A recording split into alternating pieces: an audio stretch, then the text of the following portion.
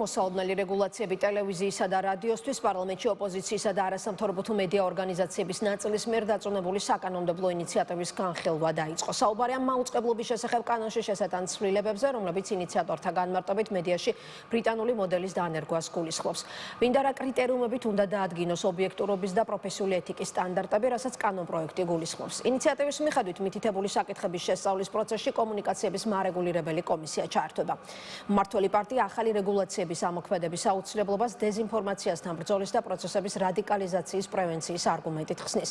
სიტყვის თავისუფლების შეზღუდვის და ცენზურის დაწესების საფრთხეზე საუბრობენ მმართველი გუნდის ოპონენტები. კრიტიკის საგანია მეორე კანონპროექტიც, რომელიც მედია საშუალებებს უცხოური დაფინანსების მიღებას უკრძალავს.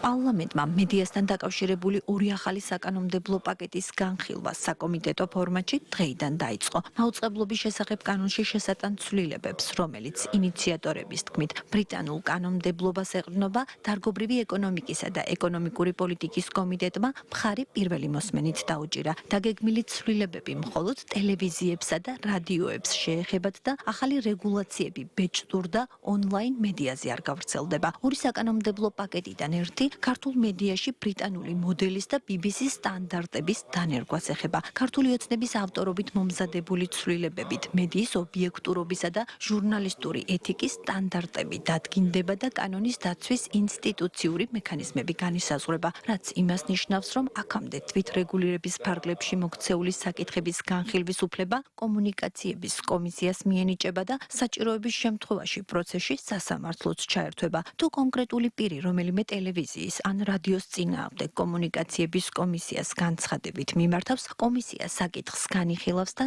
კანონდარღვევის შემთხვევაში პირველ ეტაპზე მედია საშუალებას გააფრთხილებს, დარღვევის განმეორების შემთხვევაში დააჯარიმებს და საბოლოოდ არ არის გამორიცხული სასამართლოს გადაწყვეტილებით საქმე ავტორიზაციის შეჩერებამდეც მივიდეს. ჯარიმების ოდენობებს კომუნიკაციების კომისია კონკრეტულ შემთხვევებზე ინდივიდუალურად დაადგენს. ახალი ამბების გადაცემისას მაუწყებელი ვალდებული იქნება, რომ უზრუნველყოს სამართლიანობისა და მიუკერძოებლობის პრინციპის დაცვა და მკაცრად უნდა იყოს ერთმანეთისგან გამიჯნული ფაქტი და აზრი. აღარ იქნება შესაძლებელი ომისა და პროპაგანდის, ასევე ასაკობრივის შეზღუდვებთან დაკავშირებული საკითხების დარღვევით გაჟღერება. იქნება ისეთი მექანიზმი, რომელიც თავისთავად დაიცავს როგორც სიტყვისა და გამოხატვის თავისუფლებას, ამავდროულად უზრუნველყოფილი იქნება საზოგადოების უფლება, რომ მიიღოს სწორი და ჯეროვანი ინფორმაცია და საკანონმდებლო ჩარჩო იყოს ზუსტად ისეთივე, როგორც ეს არის დიდ ბრიტანეთში. მაუწყებლობის შესახებ კანონში შესატანი ცვლილებების მეორე პაკეტი მედიის დაფინანსებას ეხება, რომლის მიხედვითაც მედია საშუალებებს უცხოური ძალებისგან პირდაპირი ან არაპირდაპირი დაფინანსების მიღება ეკრძალებათ. საუბარია როგორც ფულად თანხაზე, ასევე ქონებრივი ღირებულების სხვა მატერიალურ სიკეთეებზე. კანონპროექტის ავტორების განმარტებით დაგეგმილი ცვლილებები ქართულ მედიას და საზოგადოებას დეზინფორმაციისგან და უცხოური ძალის მავნე ზეგავლენისგან დაიცავს. როდესაც გარე დაფინანსებით ხდება მედიის გაკონტროლება, ეს საბოლოო ჯამში არ ხმარდება ადგილობრივი საზოგადოებისა და სახელმწიფო ინტერესებს, არამედ კონკრეტულად манипуляციური დღის წესრიგის შესაქმნელად გამოიყენება, მათ შორის დეზინფორმაციების გასავრცელებად. ბრძოლული არის მაუწყებლის მიერ უცხოური ძალისგან პირდაპირი ან არაპირდაპირი დაფინანსება. დაუშვებელია მაუწყებლის მიერ სოციალურ რეკლამის განთავსების სანაცვლოდ პირდაპირი ან არაპირდაპირი დაფინანსების მიღება, სხვათა შორის ამაზეც მოვისმინეთ, თითქოს ეს არის ცენზურისკენ გადადგმული ნაბიჯები. ჩვენ არ გრძალავთ რეკლამისგან მიღებულ შემოსავალს. მაუწყებლობის შესახებ კანონში შესატან ცვლილებებს მწვავედ აკრიტიკებს ოპოზიცია. მმართველი გუნდის ოპონენტების შეფასებით, ორივე საკანონმდებლო პაკეტი რეპრესიულია და მედიაში სიტყვის და გამოხატვის თავისუფლებას ზღუდავს. კანონპროექტი გახლავთ რეპრესიული ხასიათის. ბრიტანეთი არის სხვა დემოკრატიის ქვეყანა, ბრიტანეთში არის თავისუფალი ინსტიტუტები, თავისუფალი სამართლიანი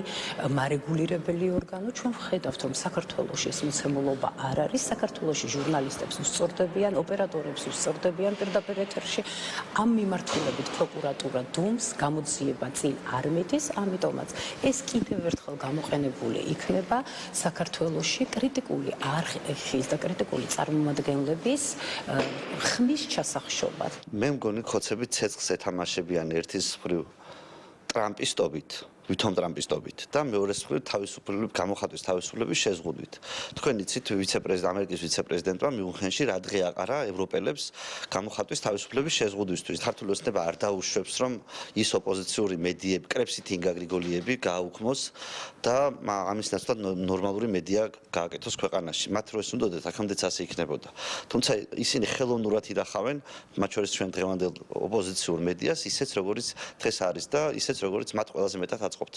დაგეგმილ ცვლილებებს ოპოზიციის მწვავე კრიტიკას ოპონენტების პოლიტიკური ინტერესებს უკავშირებს პარლამენტის თავმჯდომარე შალვა პაპუაშვილი სოციალურ ქსელში წერს, რომ უცხოეთიდან ტელევიზიების დაფინანსების აკრძალვაზე ოპოზიციის რეაქციით თუ ვიმსჯელებთ, არ არის გამორიცხული პოლიტიკური პარტიები მატერიალურ სარგებელს ამ გზითაც იღებდნენ. პარლამენტის თავმჯდომარეს საკითხის გარკვევის ინიციატივით გამოდის და მსგავსი ფაქტების დადასტურების შემთხვევაში პაპუაშვილი ამბობს, რომ ეს საპარლამენტო არჩევნებში უკანონო გარეჩარევის კიდევ ერთი მტკიცებულება იქნება. როგორც ქართულ ოცნებაში აცხადებენ, მაუწყებლობის შესახებ კანონში შესატანი ცვლილებების მიზანი არა სიტყვის თავისუფლების შეზღუდვა, არამედ მედიაში კანონდარღვევების პრევენცია და ქვეყნის სუვერენიტეტის კიდევ უფრო გამტკიცებაა.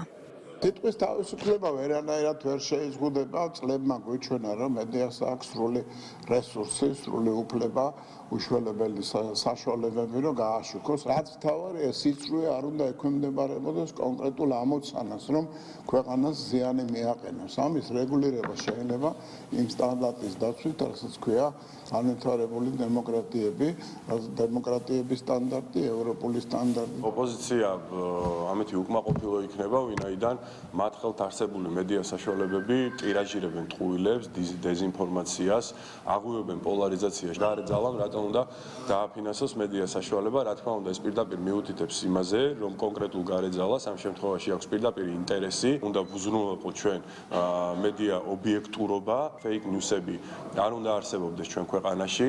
პარლამენტი მაუწყებლობის შესახებ კანონში შესატან ცვლილებებს დაჩქარებული წესით არ განიხილავს და დეპუტატების საკანონმდებლო პაკეტების საბოლოოდ დამტკიცებას საგაზაფხულო სესიის ფარგლებში გეგმავენ.